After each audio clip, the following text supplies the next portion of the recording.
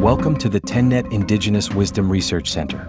I am your host, author Tennet Setegn. In this broadcast series, we explore the profound mysteries within our research. Ethiopian esoteric philosophy and alchemy. Our journey into channeling hidden wisdom begins now.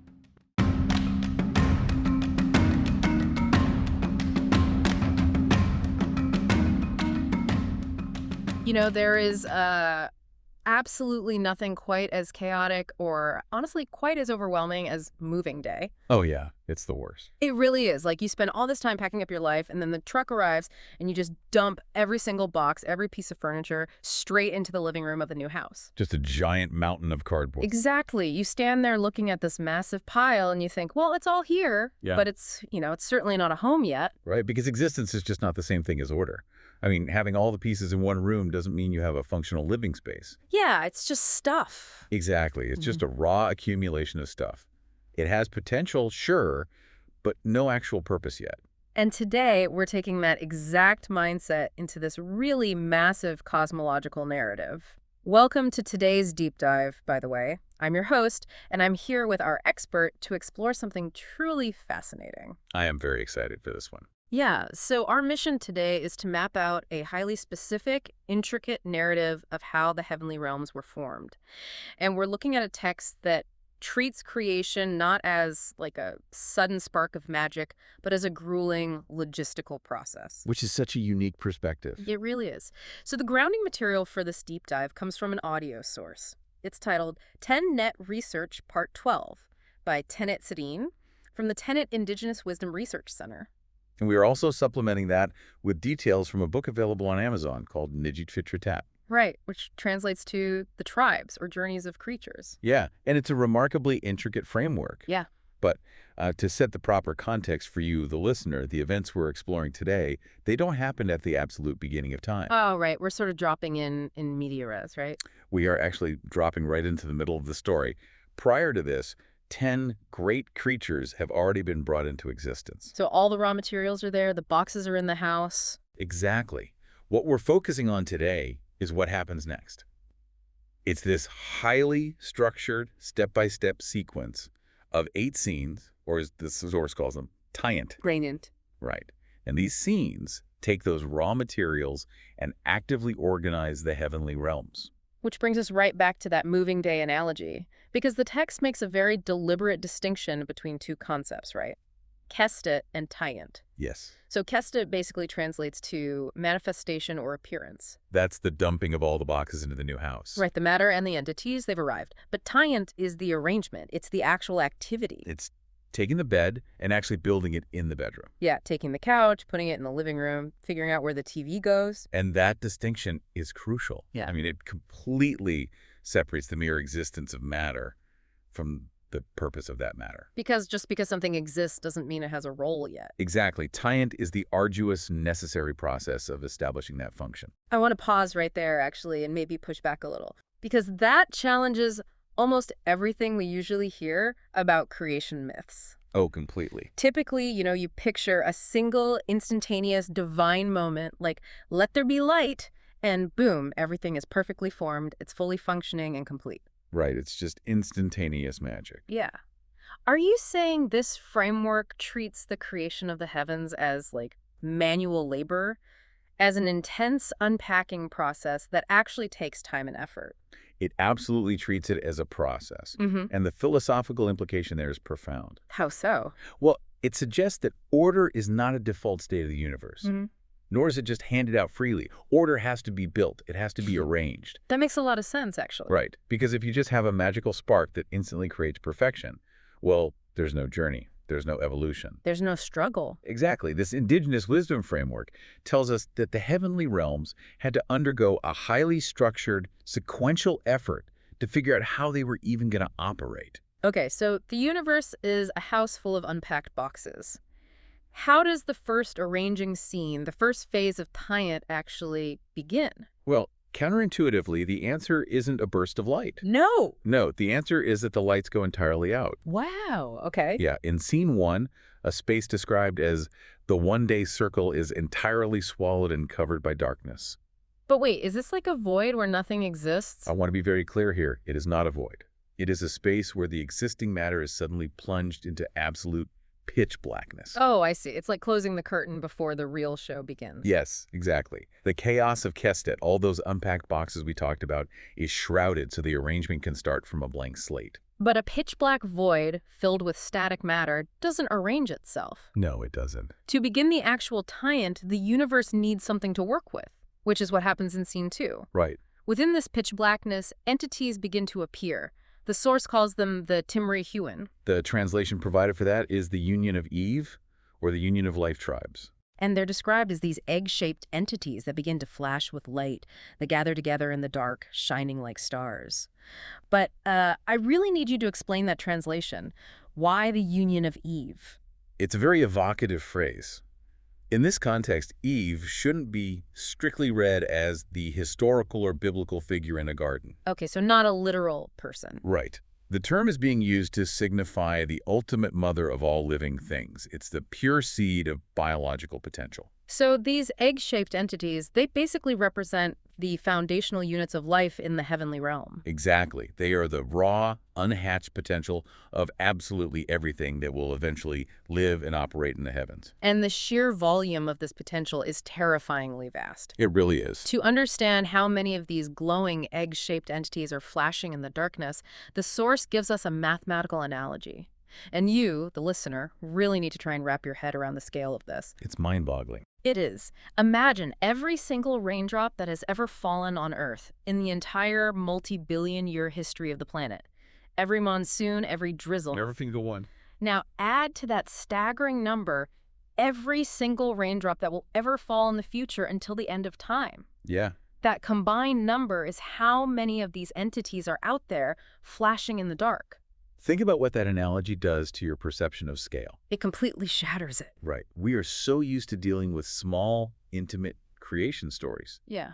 You know, a garden, a singular cosmic mountain, two people. Yeah, very localized stories. But this is an infinite, overwhelming mathematical reality. It forces you to realize that the universe is fast beyond human comprehension, right from the very first scenes of its arrangement. It's awe-inspiring. But, you know, it also raises a pretty big mechanical question. Which is? Well, we have an infinite number of glowing eggs sitting in a dark circle. But they're just sitting there blinking. How do we go from static blinking lights to a dynamic, functioning cosmic order? You need a catalyst. Static lights in the dark simply aren't enough to build a resilient universe. Right, because nothing is interacting yet. Exactly. To create lasting order, you first have to introduce friction. You have to introduce chaos. Oh, boy. Yeah, these infinite entities, they have to be tested by the physical elements. Yeah. They have to undergo a literal crucible to determine their ultimate placement. Because again, in this framework, nothing is just handed out. Which brings us crashing, and I do mean crashing into Scene 3. The crucible. Yeah. This scene is characterized by massive, violent turbulence.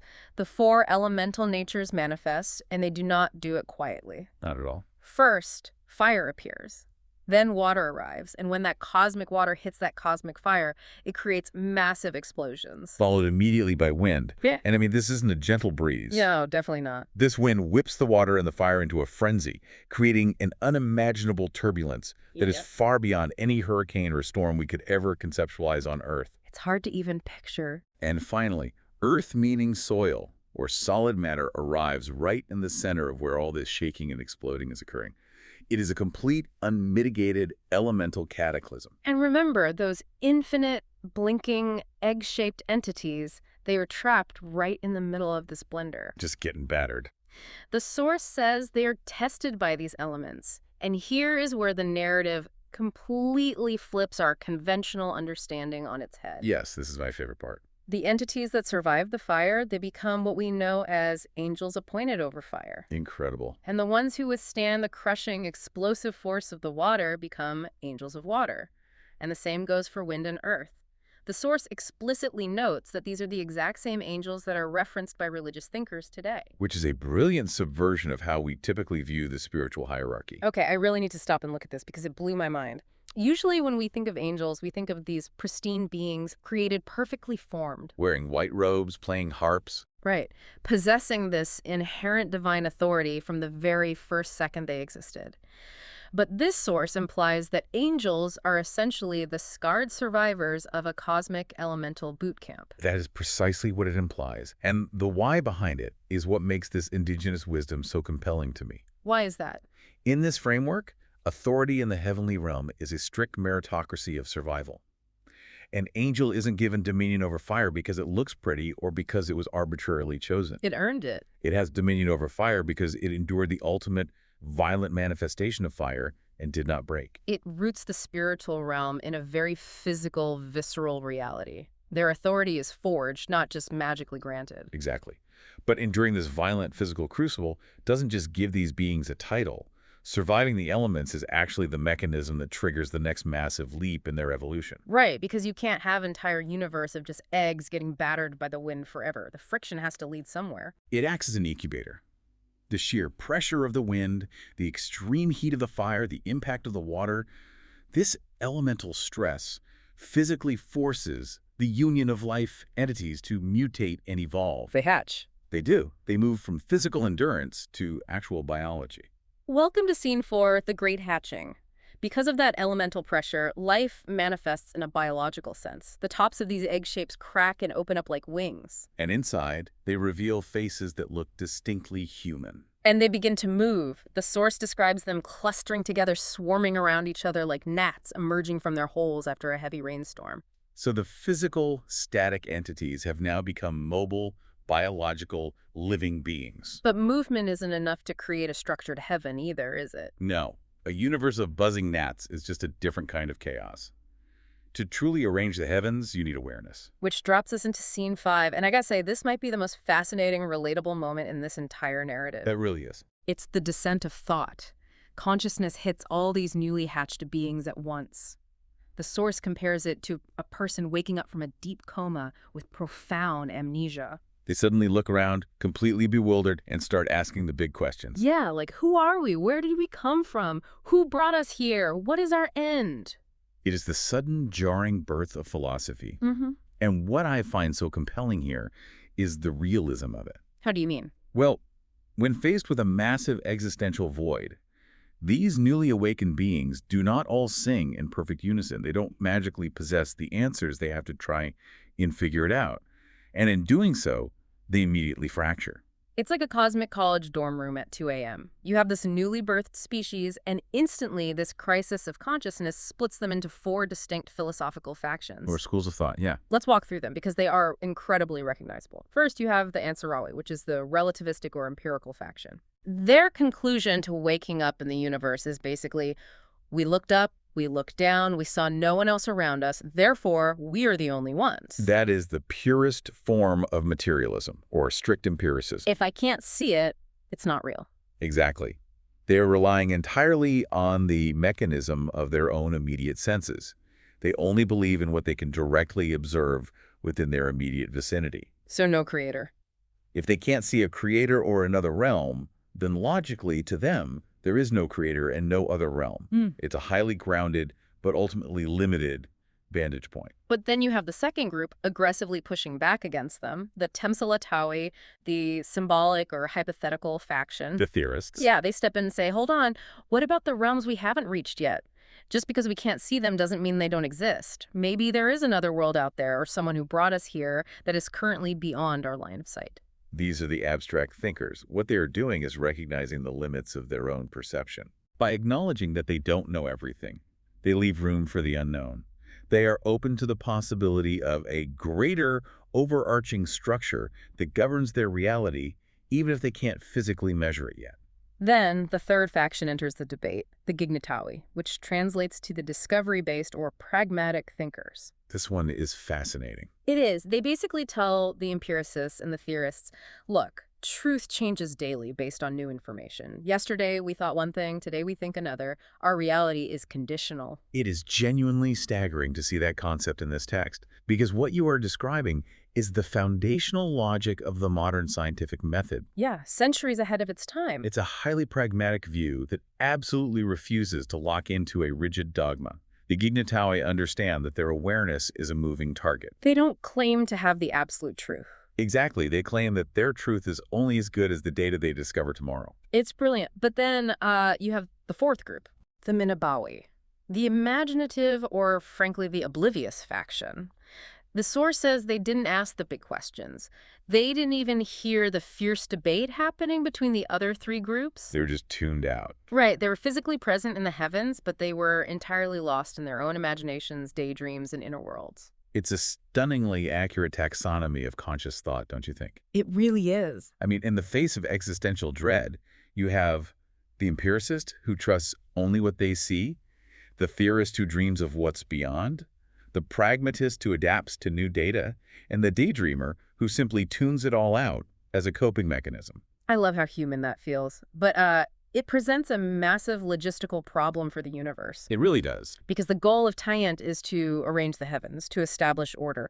But now the universe is locked in this chaotic, sprawling, philosophical debate. Factions arguing over the very nature of reality. Yeah, and you can't just leave them arguing forever if you want a functioning cosmic structure. You can't. Which means to finalize the arrangement, to truly complete the Tennet, the universe requires a great reset. Another crucible. Yes. It needs a mechanism to synthesize all these clashing physical elements and all these conflicting philosophies and put everything and everyone into their final proper place. Enter scene 6, the Great Storm. The blender. Literally. A massive wave, described like a hurricane-like vortex, arrives. It spins everything and everyone. It acts as an impenetrable barrier so that nothing can escape the circle of the heavens. It forcefully mixes the earth, the wind, and the water. Right, and it covers the entire heavenly realm not in darkness, but in a blinding, chaotic fog or mist. It takes the physical elements that we're fighting in scene 3 and the philosophical factions that we're arguing in scene 5 and forces them into a swirling crucible of synthesis. But I'm struggling to see the logic here. Why introduce a blinding fog? If the ultimate goal is arrangement and perfect order, wouldn't throwing a giant mist over everything just create more confusion? You would think so, yeah. Why not just snap everything into place cleanly? Because true synthesis is messy.